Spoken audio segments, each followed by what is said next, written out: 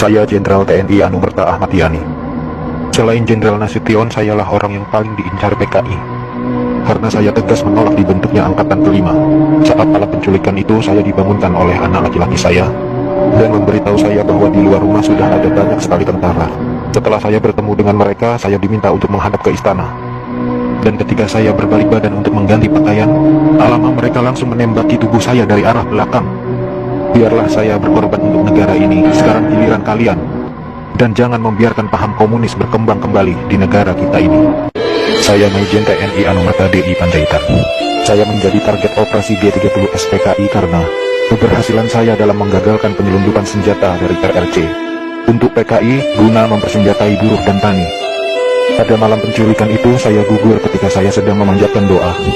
Pasukan laknat itu menembaki tubuh saya beberapa kali, dan tubuh saya dibawanya ke lubang buaya untuk dimasukkan ke sumur maut itu. Tapi saya rela berkorban untuk negara dan membela ideologi Pancasila. Salam cinta saya untuk negara tercinta ini, dan untuk anak istriku serta keturunanku, semoga Tuhan selalu memberkati. Saya Kapten Anumerta Pierandris Dendean. Saat operasi Dwi Kora, saya mendapat tugas sebagai intel. Setelah operasi itu selesai, saya dipanggil untuk bertugas sebagai ajudan Jenderal Nasution.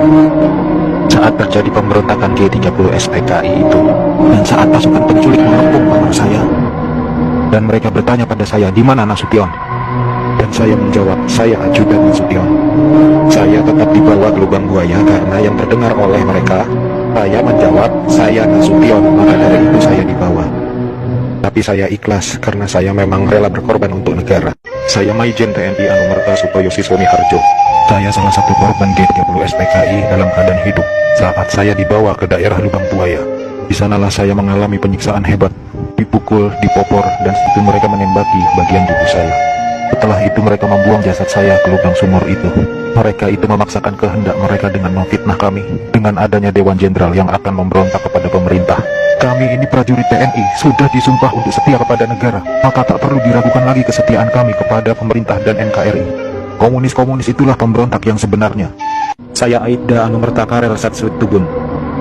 Saya satu-satunya pahlawan revolusi dari kepolisian. Pada malam penculikan itu, saya sedang berjaga di rumah Bapak Johannes Laimena. Pasukan penculik itu mengira bahwa rumah Bapak Johannes Laimena adalah rumah Bapak Jenderal Nasution. Dan saat itu saya sedang bertugas jaga di rumah Bapak Johannes Laimena. Dengan brutalnya para pasukan itu langsung merangsek masuk ke rumah Bapak Johannes. Saya yang mendengar keributan itu segera mengambil senjata saya, dan pasukan penculik itu tanpa ampun langsung menembaki tubuh saya. Harapan saya agar generasi penerus bangsa tetap memegang teguh ideologi Pancasila demi NKRI.